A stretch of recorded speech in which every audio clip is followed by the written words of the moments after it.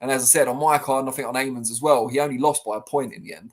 Not our card mean anything, to be fair, but he won on one of the judges' scorecards and was close on another. So, yeah, maybe a bit more effort, a bit more endeavour in those final couple of rounds, and he could have got a decision.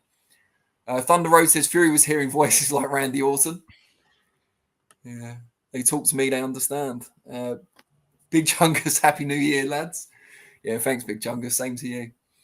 The referee has 4 followers on BoxRec after 30 years, says Snake Tree. When did we start judging referees on their BoxRec followers? It's terrible. What's next? Instagram. Mr. 142 is asking, you're a Spurs fan. I'm not sure who he's asking.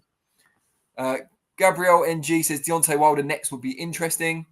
Mixed Memorabilia says, hi, new to the live show. Absolutely fantastic performance by Usyk. The old saying is a good big guy beats a good small guy, but this was an excellent small guy. Hats off to Usyk. Henry Bassey says the two guys did a very great fight.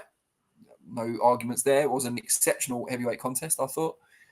Seth Rotol won, which is a great little pun-heavy handle. Says that crack about his country being at war factoring in was dirt. Yeah, I think we panned that appropriately.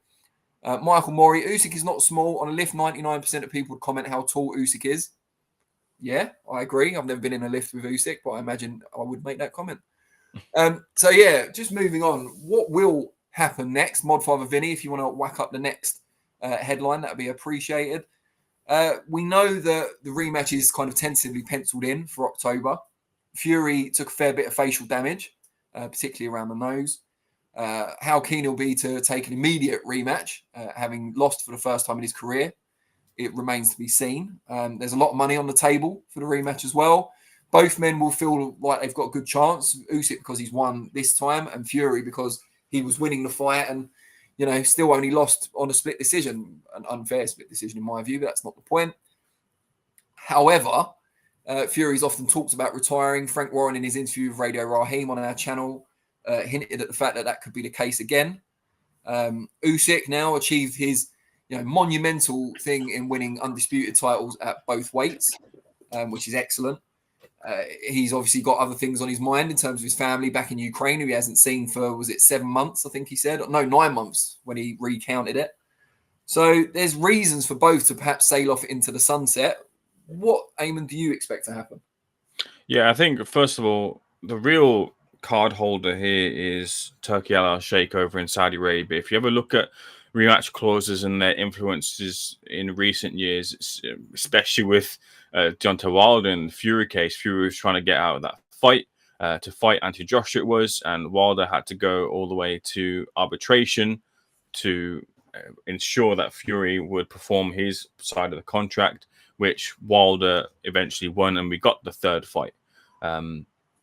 So that shows you how powerful usually contractual clauses for rematches are in the past. However, if you look recently in recent fights in Saudi Arabia, specifically with Joe Parker and Zhilei Zhang, there's no real reason why Zhilei Zhang wouldn't have taken the rematch with Joe Parker unless there was a better option on the table, or more money, or both, or an easier winnable fight, aka a better option on the table. And that's there for Zhilei Zhang.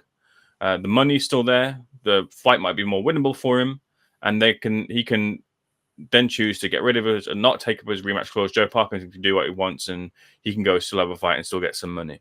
And that's what's there here now in this fight. And that means that the rematch clause for Tyson Fury doesn't hold as much weight as it once does, because there is that law of that Joshua fight, and you can say that, look, I'll fight Usyk later on because it will be made, because there is someone who can make the fight, because the money is there to make the fight. So I don't think it means as much anymore that even if that rematch clause is an exercise, that we won't get the fight in the future. However, for myself, I do think the rematch clause should be exercised. I do think Fury should go for the immediate rematch, much in the same way where Fury climbed off the canvas in the first fight against Deontay Wilder. He then went forward, and everything sort of started to unravel for Deontay Wilder. And I think they'll see that 4, 5, 6th round as the blueprint for their success in the rematch if they're looking to take the rematch. I think that's what they'll look to do. I think they'll look to really kind of hone in on those rounds and go and try and do that to Usyk again, who like I said, mentioned earlier in my previous response, who might have been there, seen it, and done it, and not be the same form of motivated Oleksandr Usyk as he was once before. So I think they do take the option of the rematch. I think as well too, it does take a little bit of the shine off, especially from a world point of view as well. I don't know how much interest there is in, no offense, but as direct as I can be here, in two losers to Usyk on a world sense. In like, for example, America, two Brits as well too who lost to Usyk contesting for a belt or maybe no belts, whatever it is.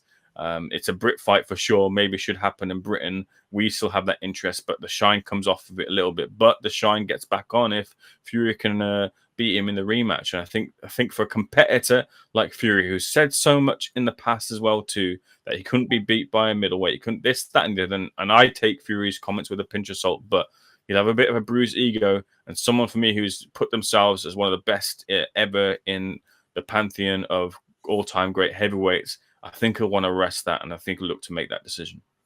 Yeah, I mean, if Fury fights Joshua instead next time out, I would really feel for Usyk for coming off a career best performance. At cruiserweight, he had to pick up all the belts on the road. He's finally getting the money, the status, the glory that he deserves, that his skills and his application and his endeavor deserve. And then he's got to look at his two biggest money opponents fight each other instead of him. And there's no guarantee that if Fury goes in against Joshua and loses, he might not retire then. And Usyk never gets that rematch.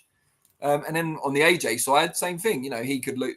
I suppose it's better from Usyk's perspective, maybe if Joshua does lose, because then he's guaranteed that rematch still with Fury. But yeah, I mean, I think that was a pretty poor way of things turning out. Because then who does Usyk fight? Hrgovic? Or, another top contender, Zhang, like you were saying earlier, Parker? I would not be wildly surprised to see Vladimir Klitschko come out of retirement and fight for some form of title. I know that Klitschko a few years back was looking at fighting again. Some organizations have changed their decisions, especially when it comes to undisputed light heavyweight title fights and their belts being contested for. Could he be slotted in if he does decide to return, given his pedigree in the past, although not fighting for many years, and also the political ramifications of that fight as well too. Usyk said to Klitschko on a phone call, I think he said that he wished that Klitschko came back and did win a world title. Could Usyk offer that opportunity to Klitschko? That might be something there that could be an option. That's whilst Usyk waits if in the possibility that Fury doesn't take the fight. But that's something out there that I think Usyk would be really interested in. I think that's one of our clip outs for tomorrow. Sorted. There you go.